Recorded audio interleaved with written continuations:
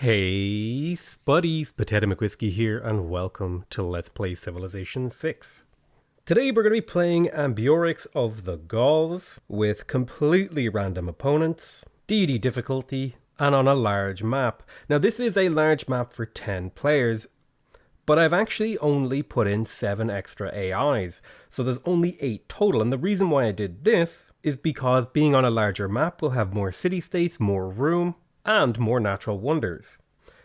Speaking of natural wonders, we're going to go through this entire list and get rid of anything that isn't a mountain, a volcano, or comes from a volcano. That means things like the Chocolate Hills, the Giant's Causeway, which comes from a volcano, Gobustan, which is a type of hill.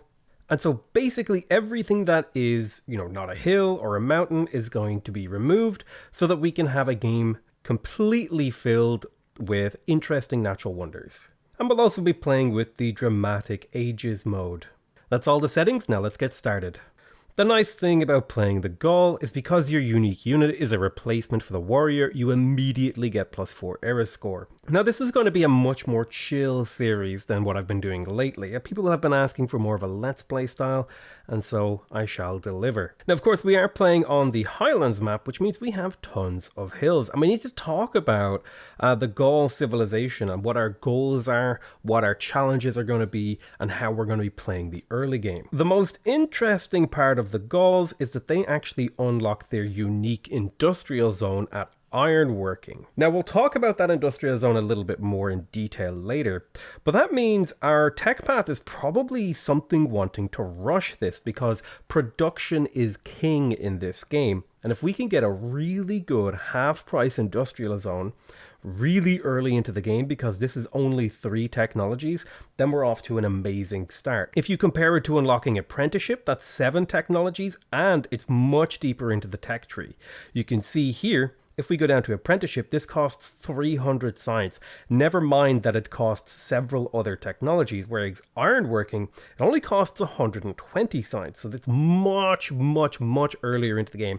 I cannot stress just how early into the game that you get access to this. And not only that, when we actually build one of these, we automatically unlock apprenticeship. And apprenticeship will give us +1 production on all of our mines. And that neatly segues in talking about Allstat culture, because the Gauls get +1 culture on all of their mines and their mines culture bomb.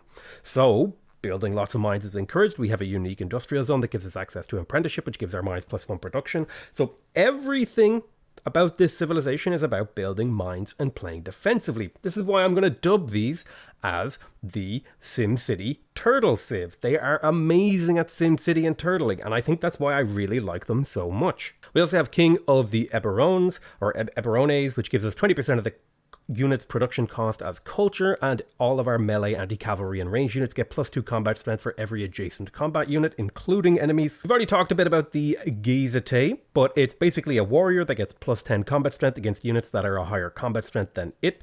Pretty good for early expansion or for early defense. Now the Oppidum, already talked about that, but the big thing is about the Gauls is that they don't want their districts to be put beside each other. They cannot place districts within 1 tile of their city center, and they don't get district adjacency bonuses from other districts, with the only exception to that being the government plaza. So we would like to try to find a nice spot for our Oppidum. We'll have to kind of make that decision a little bit later. Our immediate decision is going to be where we settle here. Now, if we take a look at this city location, it's pretty good. We have hills everywhere as far as the eye can see. We have an incredible banana tile that we can work straight at the start of the game. That'll give us 3 food and 2 production. And we can also settle on a plains hill here for an extra +1 production in our city center, which is a pretty damn big advantage. I don't really see any reason to move from this position, so we'll go ahead and settle in place. There's the capital of Tuca. I'm just going to call it Tuca because it's easier. And we have to make a decision between going for a monument, a builder, a scout, or a slinger, or a gazetei. And my personal opinion here is because we want to unlock bronze working and we want to boost that by killing 3 barbarians.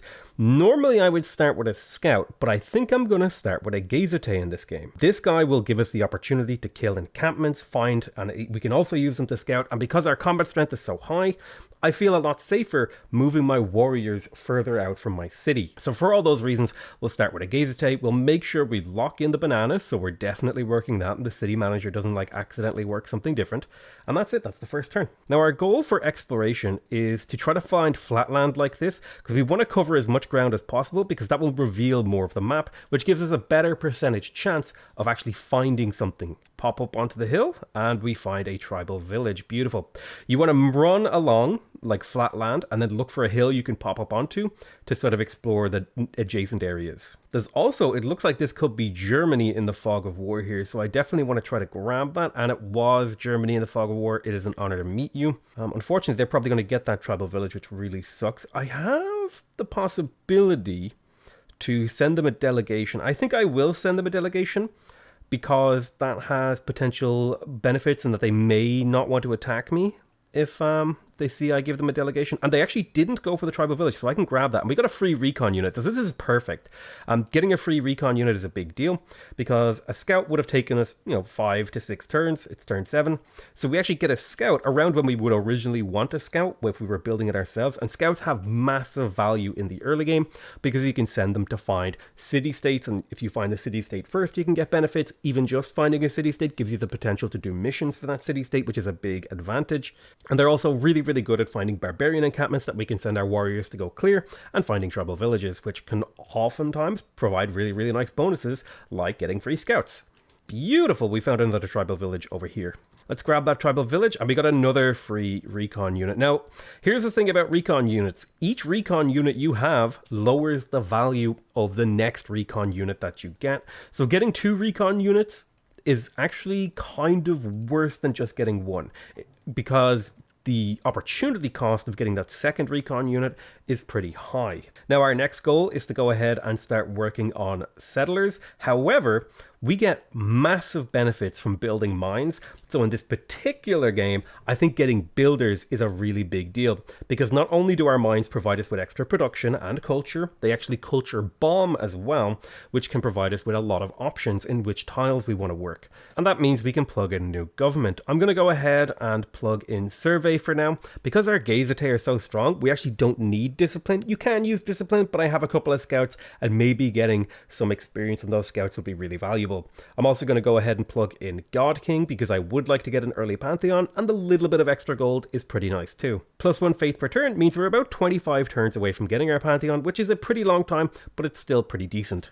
I'm going to go ahead and head for craftsmanship as well, because I do plan to improve those 3 tiles with the builder that I'm currently constructing, and this will give me the option to plug in a GOG if I want to train more military units, or indeed Ilkum if I want to train more builders. We've unlocked mining, and that's going to give our builder something to actually do when we finish him. Right now, we're mostly just focusing on exploration, and what we want to be looking for in this early game is places to settle and places we may want to place districts. So that's our 2 main sort of objectives, is where are we going to be actually claiming land, and how are we going to be utilizing that land. We have a desert over here. Now this tells me there's a lot of hills in this desert, so potential Petra on the cards, and this is a really good civilization to go for a Petra, because they have such high production, and their Petra hills actually have more potential than basically any other civ in the game. Except maybe the Mali, because they get extra gold, but I don't know, that kind of depends whether or not you value culture or gold more. I would say maybe they're like second to Mali, but still better than every other civ in the game. All right, beautiful. We actually did find a tribal village here, or no, sorry, a barbarian encampment. I'm going to send my Gazetei over there to try and clear that out. This is worth era score, and it'll also give me one of my kills towards bronze working. Ideally, I would find some more barbarian encampments and clear them out, but you can't always 100% reliably get bronze working. But I have a good feeling that we might be able to pull it off this game. Now, the interesting thing about the Gauls is that things like quarries are twice as valuable as hills when it comes to adjacency on the oppidum. That means this is a potentially really good tile, although it is beside a volcano, so we need to keep that in mind, especially because it's an active volcano. And so we could end up with this getting pillaged a lot. and this stone actually getting destroyed by the volcanic ash. And that's something you need to keep in mind, because volcanoes can actually destroy bonus resources by exploding. So I would be skeptical of using this stone from this position. I would maybe be less skeptical of putting it here, because we would get +2 from the quarry and then another +1 from the 2 mines next to it. And then I could put, for example, a government plaza right here, which would give me another +1. So that would be a +4 industrial zone as it stands. Whereas, for example, if I were to place it here where it's surrounded by just hills, that would only be a +3. So I'm kind of looking for anything, if I can get like +4 on my industrial zones at least, that's where I'm going to be going over anything that's +3. Now that we've finished a builder, I think we want to go for a settler here. Want to expand our empire as early as possible into the game because cities provide a lot of value. Beautiful. Another barbarian encampment appeared over here. And that means I'm probably going to want to send this guy here. He'll take 8 turns to get there. If I were to build a Gazetei, yeah, okay, so he'll get there before that. And I'm also going to send this scout over here because I want to try to hunt down their scout as well. Culture bomb and build the mine. And now look at those yields and the tiles that it has claimed. That is a extra culture. That's half a monument we got just out of that build charge. And we're going to want to build more mines. All right, so we met Hong Kong. And we were, in fact, the first people to meet Hong Kong. That's pretty nice value because this gives us +1 production in the capital and +1 production in every workshop building. Since we unlock workshops really early into the game, that's fantastic value. We're going to try to make friends with Hong Kong. And that's also because they give us a 20% production bonus towards city projects, which works for things like a space race or even just running any old project. We also met Vilnius, which is nice. We were not the first to meet them, but their mission is to train an archer, which is a pretty easy mission to fulfill. Hong Kong, on the other hand, wants a great prophet, which might be a little bit harder for us to pull off, because I don't know if we're going to go for a holy site this game. I'm not a huge fan of Vilnius's bonus, because it has to do with your theater square adjacency. It's not a terrible bonus. I would say it's okay. Like, I would accept it. I mean, I would take it if I was going for a culture game. And I don't really think the Gauls are a cultural civ. I'm not really sure what they're meant to do to win the game. I have a couple of ideas. Like, I think they're a really good Diplo civ because they focus on a lot of culture, which means they don't need to build theater squares like you would normally do in a Diplo game because you need the culture to reach the late game projects and stuff like that. I really love just culture bombing with these mines. It feels amazing to me. Look how many tiles our city has already claimed. So we're going to want to settle our cities. So like somewhere between 3 to 4 tiles away, rather than trying to settle them close. So we want to have a little bit more room between our cities. I think it's okay to settle 3 tiles away, like somewhere, here, right on the edge of the city. But here, I would ideally prefer to settle 4 tiles away. So I think when you get to like the corners of the hex, it's okay to settle there. But ideally, I would settle, 2 tiles away everywhere else. And that's kind of the way that I think about it in terms of how I want to position my cities. Like here, for example, is fine. That's totally fine to me because it's freshwater. It's near another city. In fact, that's actually a militaristic city-state. I do want to try to meet them. Now, beautifully, the enemy spearmen actually attacked me, which means I'm going to be able to clear this in basically a single attack. And there was a slinger over here that I can chase down. So we just picked up an extra chunk of gold and some era score. We are actually playing with the Dramatic Ages mode. Did I forget to mention that? I think I did. But yeah, we are playing with the Dramatic Ages mode. Now, this is very, very nice. If I remember correctly, gypsum is improved by quarries. Yep, the gypsum is definitely improved by quarries. And so that means there's actually 2 potentially really good oppidums in this area. So I'm just going to put those pins down to remind me that this could potentially be a really good place to look to settle later on. I'm going to plug in discipline here because I'm not getting a huge amount of value out of survey, and I currently am fighting barbarians, especially over here with my warrior fighting a slinger. I want to promote and kill him ideally, and then that should give me the boost for bronze working if I can also manage to clean up this over here. And in fact, that horseman is going to be a big part of that. Now that we have craftsmanship, I think I'm going to head towards foreign trade. I could, if I wanted to, spam out Gazetei and just run over Germany. Let me think about that. Is that something I want to do? I mean, they do tend to have really good land, and and they won't have built many districts early game, so it's actually probably worth it to do. Yeah, in that case, I'm going to go ahead and head for military tradition. And the second that I finish it, I'll plug in Agog and urban planning. Finished our 3rd mine, which gave us the boost for apprenticeship. Not that that matters, though, because once we build the oppidum, we'll get this technology for free. Beautiful. There's the boost for bronze working, all thanks to all of these barbarians pointlessly throwing their units into the fray. +3 era score as well. And my scout is in the fray also. Man, I was really thinking about just doing a peaceful Sim City game, but now I'm considering going to war with Germany. I think I might just do a peaceful game. I'm really kind of hemming and hawing about it.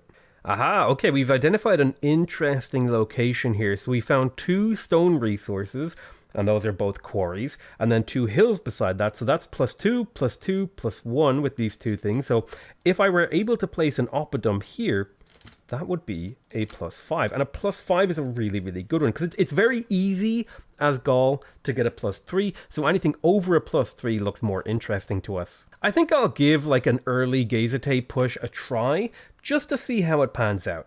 Nice, we just unlocked bronze working, and that's going to inform my settlement decisions, because I want to look for iron. We actually found iron in our capital, which is a huge deal, because we want to get that improved for the boost to the ironworking tech, so we can get the oppidum faster. Let's get rid of this horseman and take the promotion as well, and then we'll heal these guys up. In terms of where I want to settle this settler, freshwater is a little bit hard to come by in this area. I think I do want to settle somewhere over here to get all of these nice Petra hills, and it'll probably be on like that grassland hill, and then I can aqueduct to here and then build the pyramids and Petra. So my next settler will definitely head in that direction. But this settler, I do have these really nice lakes here providing freshwater. Freshwater can be a bit rare. The problem is settling here is great in terms of having a short-term amazing city, but settling here and here is much better for the long term. You can see here there's a strategic resource, and that would boost my oppidum as well to a really high level. So I think I'm going to try to run over somewhere in this direction. My big worry is kind of hemming and hawing too hard about where I settle. You have to remember, we can't settle anywhere adjacent to where we want to place a really nice oppidum. I definitely recommend taking the Alpine promotion on your scouts, because the map of Highlands is so filled with hills that it just provides immense value. And I think ultimately I also decided that settling here is the right decision, because I can always settle this lake for this oppidum. Although that said, there's even more oppidum choices over here. Yeah, like trying to settle optimally is really, really difficult as the Gauls. I could sit here and think about this all day, but ultimately I'm just going to try to make a decent decision and settle right here in Bagacum. Looks like we found Preslav. We were not the first to meet them. Their mission is to train a spearman, which is something we can do. And they also give us +2 loyalty per turn for each encampment building. So I don't know if we'll be needing their suzerainty. May as well get to work on that spearman. That'll give me +1 production in my capital when I'm building units. And I do plan to build a few units, so seems like a reasonable thing to do. Let's pull out Discipline and God King. Plug in Agog and urban planning so that we can get our armies up online much faster. We're building, this Gazetei was taking 20 turns and now it's taking 9. And this spearman was taking 6 turns and now it's only going to take 4 total. Improve the iron tile right here. And this is actually, the iron tile improvement is amazing, by the way. It's a 2 food, 2 production, 1 science, 1 culture tile, which is absolutely ridiculously good in the early game.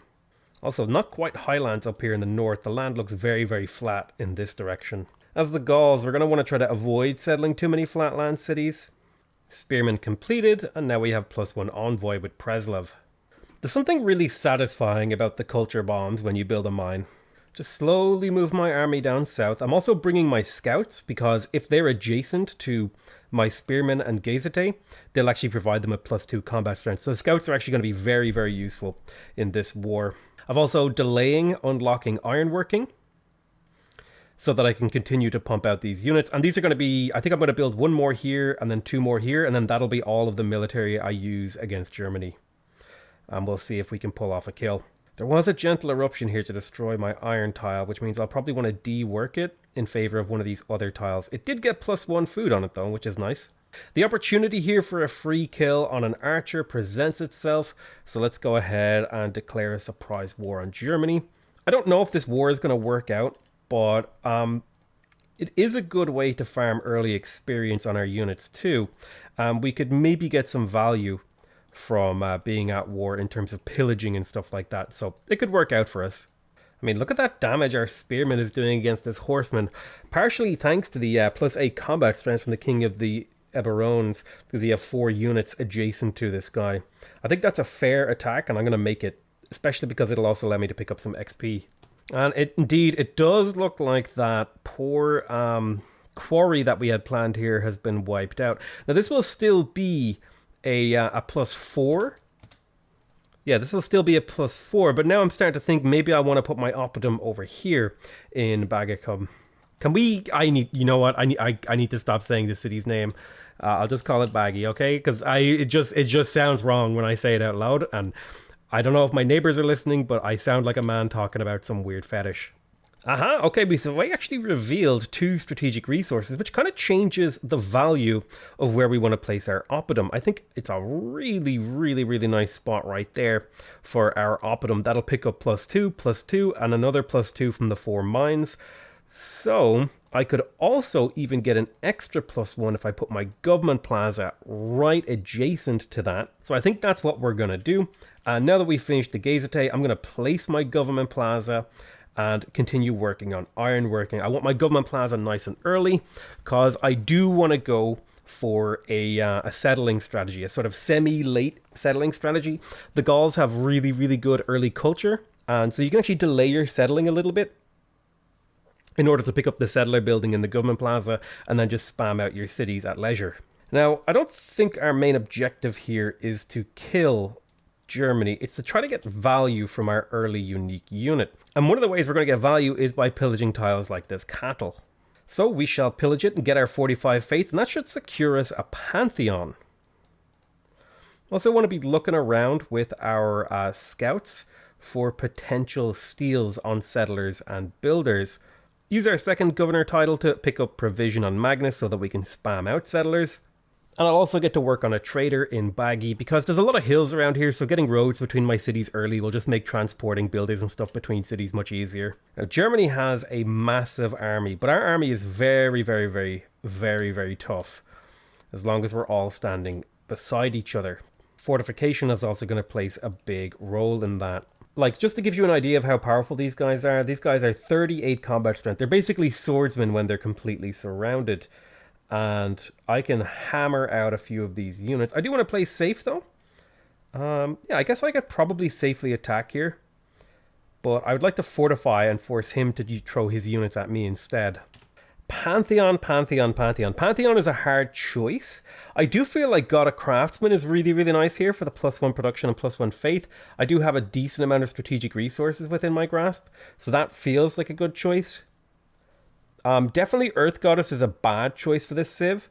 Fire Goddess seems okay with the volcanoes that we have. Yeah, I think God of Craftsman is a reasonable choice here. It'll provide me with a little bit of production and faith throughout the game, which is overall just a good thing. Look at them attacking us and just killing their own units against me. It's beautiful. For example, there's a nice campus over here that we would like to pillage if we could. And I think that's going to be one of our main objectives of this war. Yeah, look, they're just killing all their units against us. Oh, and we met the Congo as well. And he's all the way over here, so I don't even have to worry about him, which is perfect. They've been throwing a lot of units at me. I've also got one of their cavalry units, their horsemen, chasing down this scout over here, which is handy because he's mostly just doing exploration, trying to find tiles that he could maybe sneak in and pillage. The real question is, do we actually want to try to take the city of Magdeburg? I mean, it's potentially an option. I think I'd rather try to get a hit on Aachen here, because it has a couple of tiles I can pillage. Tuca has finished its government plaza, and I think the next thing we want to build is the Oppidum. So I'm going to spend a little bit of time thinking about what we want to do in here. I would like an encampment in the city maybe at some point in the future, but I don't think it's worth it right now because I'd have to wait till 7 population to place down my second district, and getting the Oppidum is huge for my civ. So I want to get that ASAP. Do I want another builder? Are there tiles I could improve? I think a builder's a reasonable choice here. Yeah, I think a builder's a reasonable choice here. I have Magnus in the city. I can chop out tiles I don't need and boost along the Oppidum and stuff like that. Speaking of which, this is going to be one of those rare games that I do want vertical integration, and I'd also like surplus logistics this game to help some of my cities grow. In particular, I want that for the desert city that I plan, so I can place this trader or indeed another trader in that desert city and start trading with my capital for extra growth. But for now, Baggy will be taking advantage of that. Oh man, look at them trying to kill my units. My units are very, very tough. Very, very hard to stop me here. Like even on the offense, I do just an insane amount of damage. And I want to try to position my scouts in positions where I can steal stuff. And getting that builder would be great if I could get away with it. But even just thinning out Germany's army and maybe getting a pillage on this right here, that would be enough for me. It's like every turn they throw units at me, but his military strength is still really, really high. Oop, this unit may actually die. You will survive with a promotion. You will definitely die. So the potential for death here is pretty high. The builder is hiding inside the city now. You will need to take... Are you taking a lot of range damage? You are. So perhaps Tortoise would be good for you. I have another pair of fresh guys moving up to the front line. I think a retreat here, because I could maybe save one of these guys, makes sense. And then push forward with a spearman on flat land that I can fortify. This horseman just really wants to chase my scout. Ooh, I found their scout. Alright, yep, I lost a unit, but I managed to keep one alive. We're taking severe damage here. I might be able to kill this spearman. And we're in a golden age? Golden age? Yes, we are in a golden age, so that's amazing. This is the dramatic age golden age. That's going to give me access to some really interesting stuff. We're going to plug in oligarchy to give our units more combat strength, first of all. And then we're also going to plug in Praetorian Guard, because this will allow my wounded units to heal an extra 10 health per turn, not plus 10 HP per turn. That doesn't set it to 10. That means if you heal 5, you get plus 10, so you would now heal 15. So that triples the amount of healing you can do in enemy territory. I'm going to plug out urban planning.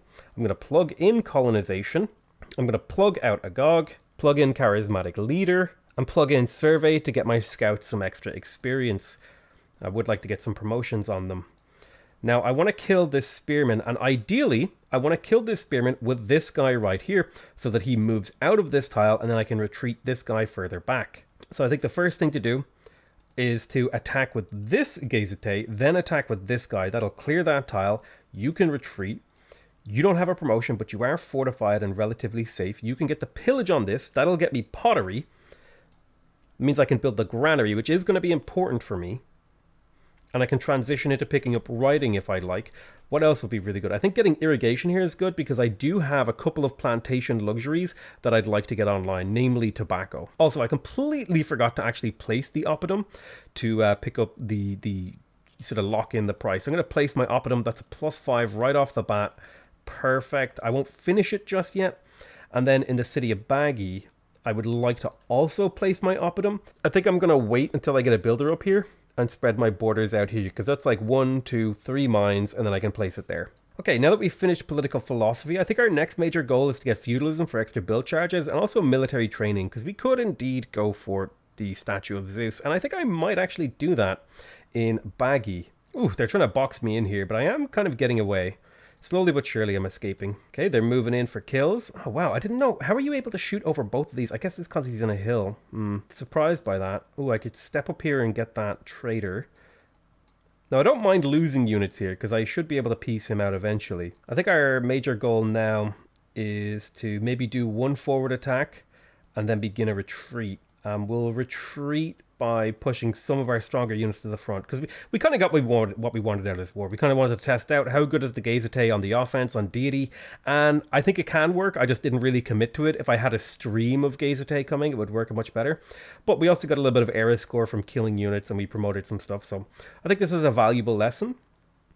That it can be used for offense early, but it needs to be like a constant stream of them. Now, we got a builder in Tuca. I think we want to go ahead and get the oppidum. This will give me a huge production bonus, and then I'll be able to get the ancestral hall really, really quickly. It'll also give me access, give me +1 production on all my mines, which is a big deal. I want to repair the iron if I can. And I think it would be a good idea to pick up currency early this game, so we'll grab writing and head in that direction. Although it might also be a good idea to pick up masonry here to build ancient walls, in case Germany tries to counterattack. Oh wow, I really wasn't expecting to lose this many of my units. I guess they aren't that good at defenses as I thought, but regardless, I think this kind of worked out. I should have pillaged that, but I think this kind of worked out as a tester, and it didn't really cost us a huge amount of our time. I mean, it does put us a little bit behind, but I'm willing to accept that. It's not that big of a deal. Germany will take peace and he will pay me, so I'll take that peace. It was just a bit of an exploratory war.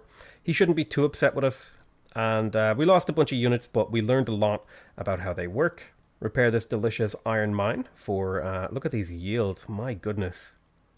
That is the power of the Gaul plus our... Pantheon. Lovely, we got our +4 era score from finishing the Oppidum. Now that should have also unlocked apprenticeship, which is perfect, because now we basically got this really expensive tech for free and the +1 production on mines. If we look at this city now, it's making 24 production really early into the game. And that's why I felt really confident in kind of doing a throwaway war where we basically spent a bunch of our early game production on a fruitless war. Just because it was information gathering, right? We learned about Germany. We learned about how our units work. Now that we have the Oppidum, the city has insane production. I would like to get the workshop, but I really need to get settling, so we'll grab the Ancestral Hall. Oh hey, we met Canada. This is actually another kind of fairly peaceful civ. We are super behind in science and culture and stuff, which I'm totally okay with. I think our next goal is to get this city settled and get the pyramid on the way. I wanted to do the math on the statue of Zeus here, because it gives you 3 archers, 3 spearmen, and a battering ram. Spearmen cost 65 production. That means if we take 65 and we multiply it by 3, that's 195 production worth of value. Archers take 60 production. That means we have to add 60 to the previous number 3 times, and we get a total value of 375 production. Battering rams also cost 65 production. We add that to our total, and the statue of Zeus costs 400 production and gives you 440 production worth of units. However, 375 of that production can be divided by 0.66 because the production cost, sorry, not divided by, it's multiplied by 0.66. So you're actually overspending by about 100 production on the statue of Zeus for the value that it provides. Now, if we add in oligarchy for the 10% production towards wonders and the core V card, we're comparing 312.5 production to 400 multiplied by 0.8 to 320. So they're actually pretty comparable values if you have the setup correctly. The only thing is we are going to have to switch to autocracy and plug in the core V card to actually get value from that. But that'll have to wait until next episode. I hope you guys enjoyed this first exploratory look at the Gauls. I love you all very much, and I'll see you guys next time. Bye bye!